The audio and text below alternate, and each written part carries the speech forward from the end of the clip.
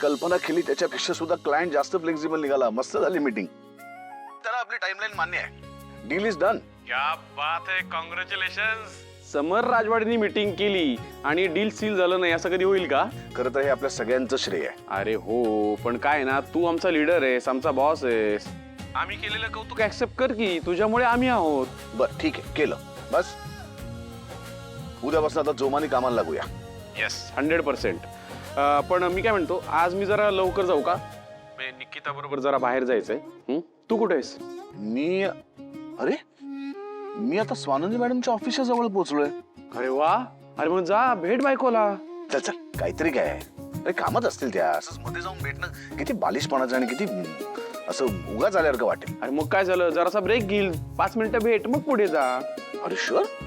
समर, मी काय सांगितलंय, काहीही बालिश वाटत नाही. जा, उलट तिला खूप छान वाटेल. अरे असे सरप्राइजेस आवडतात रे बायकांना.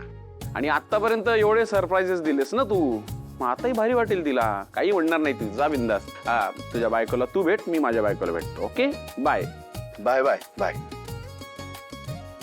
ए घे जरा तिकडे.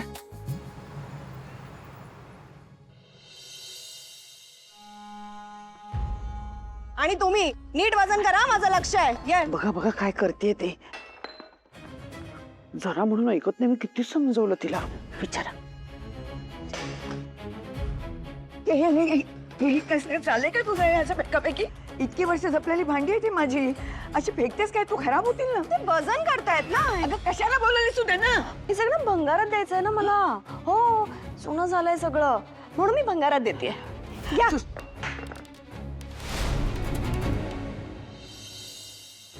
रिक्षा रिक्षा रिक्षा रिक्षा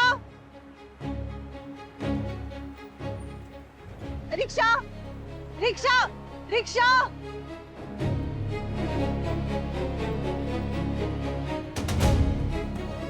रिक्षा. अहो स्वानंदी मॅडम, तुम्ही काय करताय राजवाडे इकडे? अहो अशा बाहेर उभ्या राहून प्रश्न विचारणार आहात का? या या.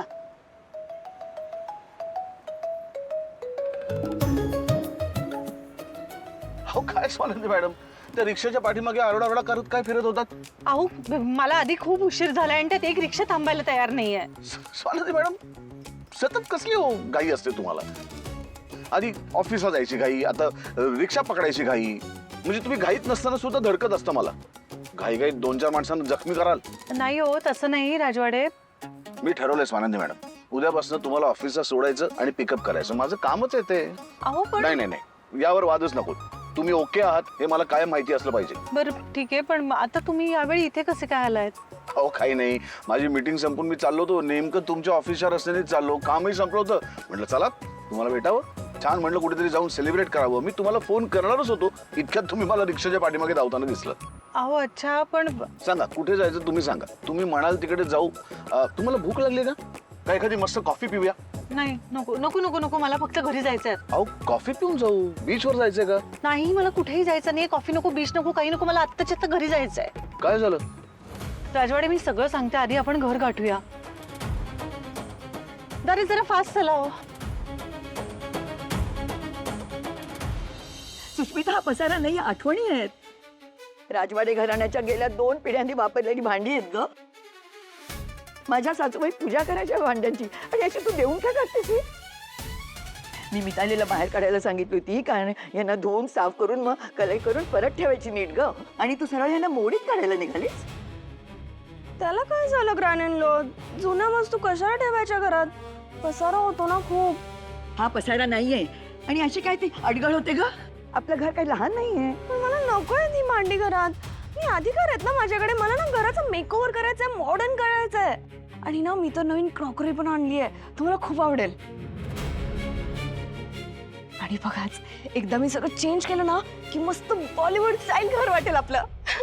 थांब जरा, म्हणजे तुला जे करायचे ते बदल कर, पण माझी पितळेची भांडी मोडीमध्ये काढायची नाही सूच. काय विचारायची वगैरे पद्धत आहे की नाही ग? असं कसं केलं तू? ग्रॅन लॉ, हे घर नाही वाटत आहे, हे ना म्युझियम वाटतंय या सगळ्या युटेन्सिल्स मुळे. म्हणून मी म्हणते हा सगळा पसारा नको या घरात, हो की नाही?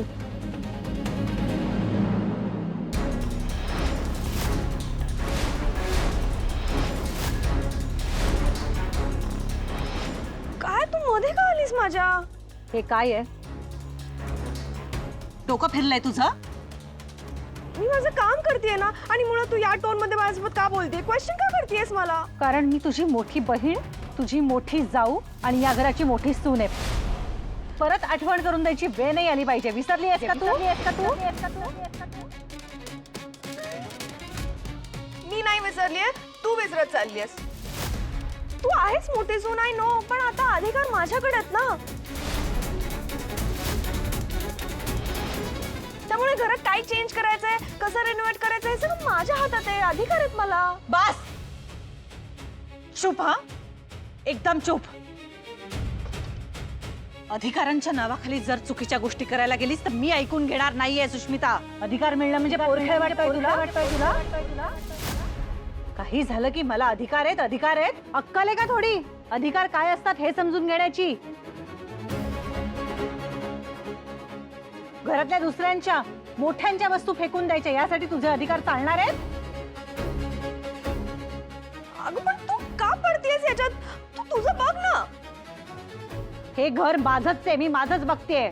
घर, या घरातली माणसं, या घरातला मान सन्मान, वारसा, परंपरा, सगळ्या गोष्टी ते जपण्याचं काम आहे माझं आणि मी तेच करतेय. आणि आता या क्षणी तू माझ्या कर्तव्याच्या आड येतेस. अगं पण ताई तू एक मिनिट सुष्मिता, यातल्या काही वस्तू आहेत ना त्या मी आणल्यात आणि त्या तू भंगारात काढणार आहेस? ते सगळं आउटडेटेड झालंय ना, मला नकोय ते सगळं या घरात, म्हणून मी हा डिसिजन घेतला. जुनं सगळं गेलं पाहिजे ना घरातून.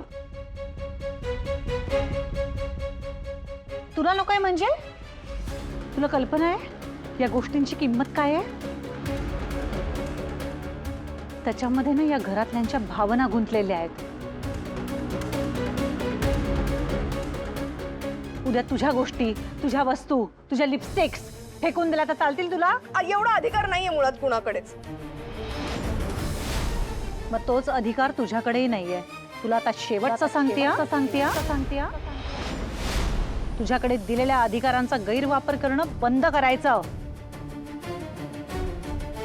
काल अर्पिता ताईंना घेऊन आलीस आणि आज अजितची भांडी मोडीत काढणार तू? यातलं ना एक एक भांड जोडून आजींनी संसार उभा केलाय. एका रात्रीत फक्त अधिकार मिळाले म्हणून जमत नाहीत या गोष्टी. या प्रत्येक भांड्यांच्या मागे त्यांची एक आठवण आहे. ही भांडी मोडीत काढायची हिंमत होते कशी तुझी? ते पण आजींना न विचारता तू हात लावणार त्यांच्या गोष्टींना? हा अधिकार नाही हा तुला? अगं पण ताई, ग्रानींनी स्वतः अधिकार दिलेत ना मला. म्हणून तू वाटेल ते करणार? सांग ना, आजपर्यंत काय कष्ट केले आहेस तू?